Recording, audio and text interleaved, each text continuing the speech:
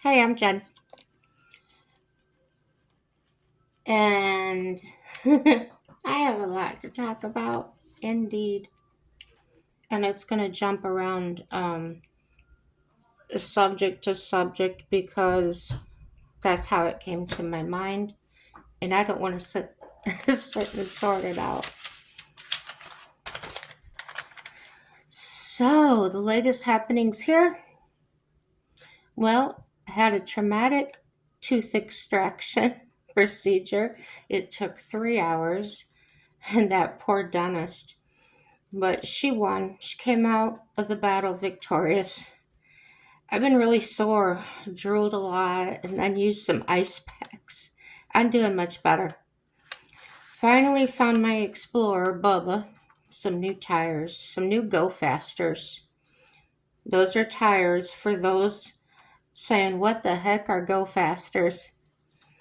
Uh, Next job is to get the control arms done. Getting that done in March. Um, Should be set that way for a while till the next thing happens. Preparing to have knee replacement surgery in 3 weeks. Well, am I nervous? Everyone's been saying it's not a big deal, but ugh, it's not as bad as you think. But I don't know what to think. I'll just find out. Husband and I are looking forward to working on our camper project this summer, starting in the spring. No major work. Camper's in really good shape. We just want to upgrade inside wiring and insulation, rework the floor plan. It's a 1969 Forester LT and a small space of 8 foot wide by 13 foot long in the interior. We love to go travel and visit new places, like everybody says that, right? And I've suffered long term mental and physical illnesses. And since starting this channel on YouTube and starting the camper project, I've been improving in many ways. Thank you for that. I generally talk about what's on my mind and current events. And on Sundays, trying to read the King James Version, the first one of the Bible. I'm taking it a book and 9 verses at a time. I've never been able to just sit and read it all, so I'm thinking it gives me something to look forward to each week. Next thing, the scary reality of crime while homeless and living in a car. I caught some videos and I thought they were worth mentioning. I just took some high points from them. One said the crime rate's going up, where they usually feel comfortable in public parks, usually safe. They're finding needles now everywhere, all over the ground, in bathrooms. Very dangerous.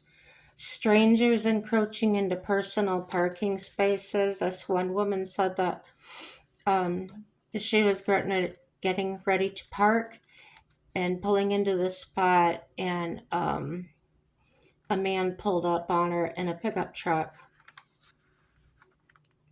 So she moved, and he moved over there as well. So she ended up leaving. And then she did report him to the police department. So, and this is happening in the daytime, so they're very bold.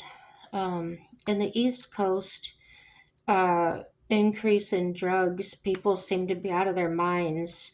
To sleep is somewhat, to sleep somewhat safely there, you need a 2 month rotation so they won't be able to get a bead on you as a target.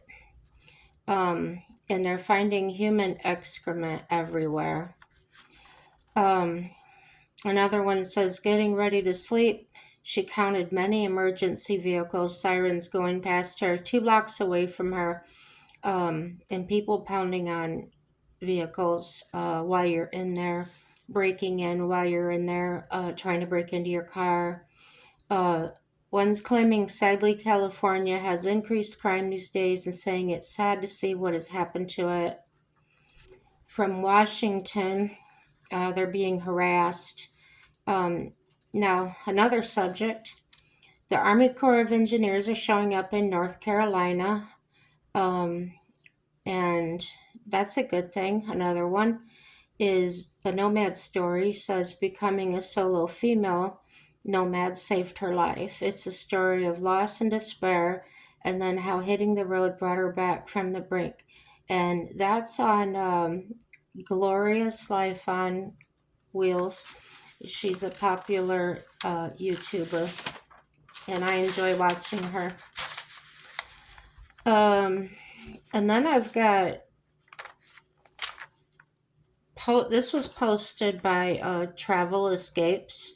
I don't know if you've ever watched him before. Well, he decided he wasn't trusting the news sources, the media. So he made a trip to see what was happening down at the end of the wall um, in the Tijuana area where it meets in California. So at the end of the wall, it actually goes into the ocean between Mexico and California. And the people are saying the current is very strong, and those that try to go across usually risk getting thrown by the current into the wall where there's rocks and reef and things that can cause severe injury to themselves. From the video he was showing, there was Coast Guard and Border Patrol heavily in the area. So, like I said, it appears that there are many guards observing the area, and apparently not any of them are able to get across the border right there.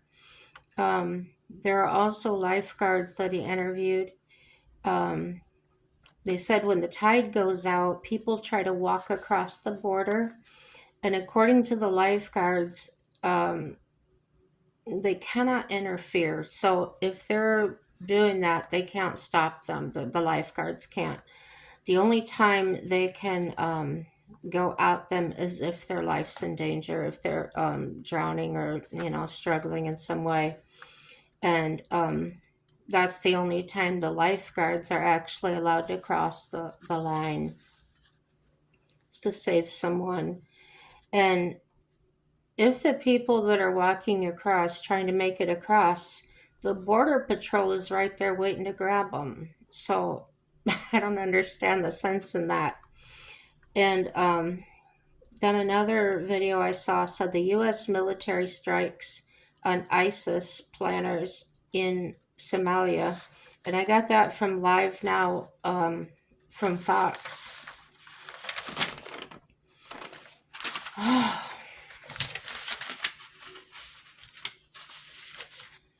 And then there's Charlie Kirk again. I'm not going to talk about him. There's no point to it.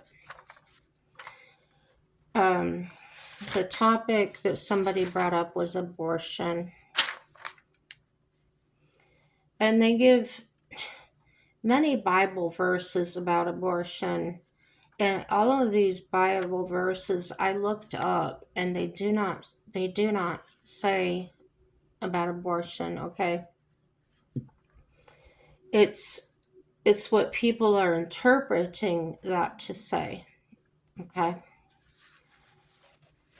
And if you read them, yes, they can be interpreted that way. I'm not going to argue the Bible. So I looked up some other ways to think about it. And it's one of them said the Bible encourages understanding and forgiveness when others make mistakes, emphasizing that everyone stumbles and is imperfect. It teaches that we should help others learn from their errors rather than enabling harmful behavior, as seen in Galatians 6:1, which advises restoring someone gently when they fall into sin.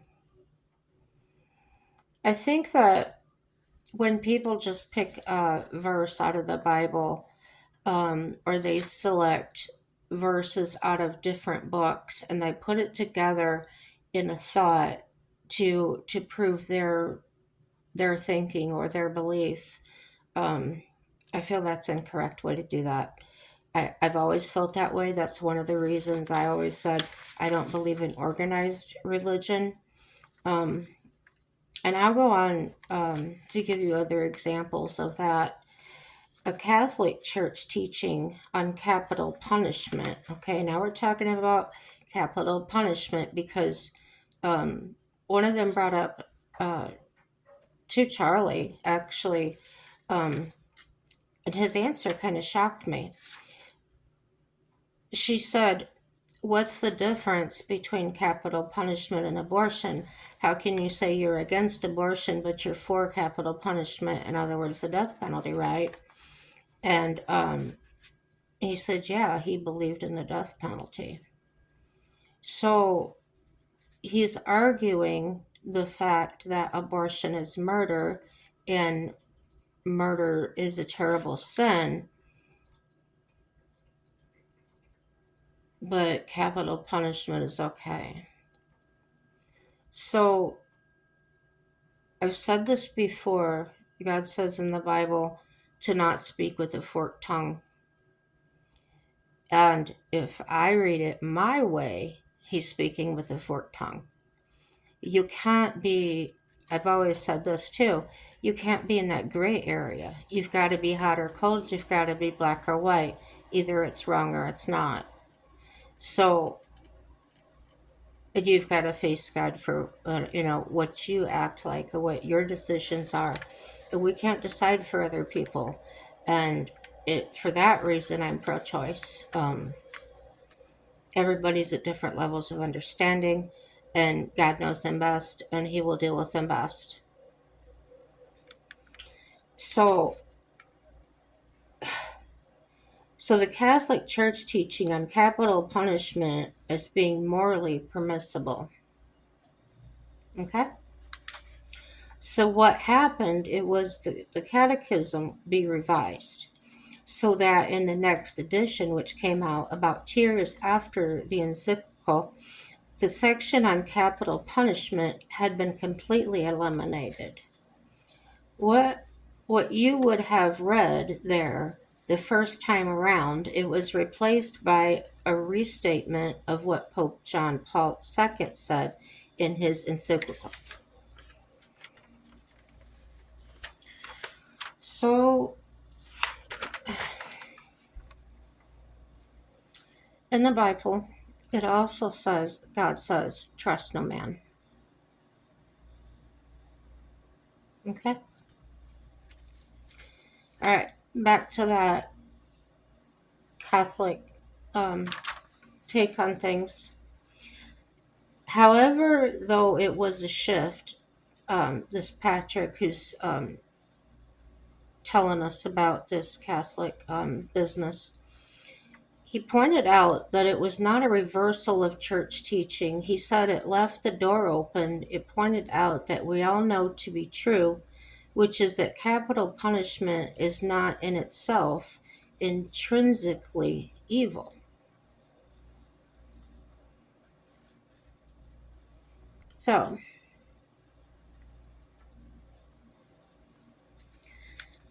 according to many different biblical interpretations and then values adopted by different religious faiths, pro-life is informed, while the pro-choice view is in some respects out of keeping with biblical ethics. And if you want my sources, I will sure look them back up again because there were so many I couldn't keep up. The Protestant thinking was abortions tantamount to murder, except when performed to save a mother's life. And from what I've been hearing these days, that seems to be the way people are still believing. Origen followed Aristotle in distinguishing between the unformed and the formed unborn child, arguing that aborting the unformed was immoral but not murder. The view was widely accepted in the medieval church. The Roman Catholic Church accepted the view until the late 19th century. The Old Testament does not specifically mention abortion. Judaism historically has generally been opposed to it, except to save the mother. More liberal forms to Judaism allow abortion for a variety of reasons, and the New Testament doesn't specify. So I went and read all these verses of scripture that people were posting, stating um, these were scriptures or verses that support the belief that abortion is murder. Okay.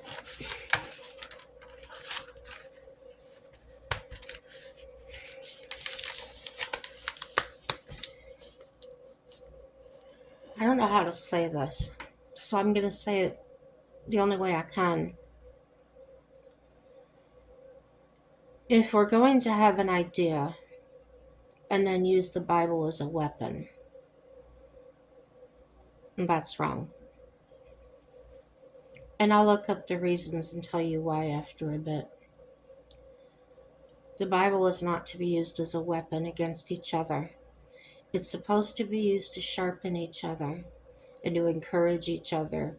The Bible is a love story, and using it for anything other than love, to me, is a travesty.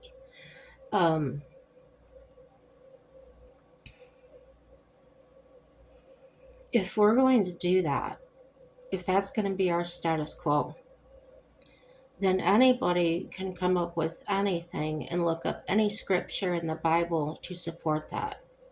And that may be totally against God's intentions, because you can look up any verse to support any wild idea you want to have and stand on that and preach on that. And unfortunately, that's what a lot of preachers do. And I've seen quite a few of these on YouTube that are using a whole half of a book, and then they're attaching it to another half of a book and making it read something other than it was intended for. You got to be careful who you listen to. Read the Bible yourself. Like I said, I'm doing the Bible readings, and that's all I'm doing is reading it. I'm not inserting my own opinions, because the interpretation of that is between you and your Maker. It's not my job to tell you how to believe. I will not do that. I will tell you how I believe in my own time, in my own ways, like I do about the gray area. But you don't have to adopt that. I'm just telling you, I'm having a conversation. Um, be careful, guys. Don't fall into the pits. Don't.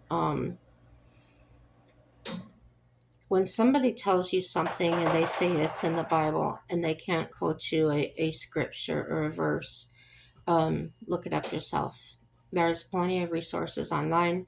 Um, I wouldn't go with the new versions of the Bible because, like I've indicated before, they're very watered down. They don't go into very deep meanings of the original meaning of that. And it's easy to get a very generic answer that can sometimes leave you even more confused, or leave a lot open to interpretation. And that can sometimes really throw us off as well. Um, like I said, I'm not a preacher, I'm not a pastor, I'm not anything. I'm just a woman um, who has faith and belief. Um, I just want to encourage other people to find out, basically, just find out. Um, we're going to have different viewpoints. That's the way it is. But that's the way God intended it. but don't, please don't let people bring up several verses to support their idea when I don't feel that's the way it was intended to be. Uh, yeah, that's all I got to say about that. Subscribe if you feel like it. I would appreciate that. A like, a dislike, a comment is most welcome and most important to me. Um, I do believe iron sharpens iron, and we are the iron. Um, let's keep in touch. Everything's good, guys, and happy day to you.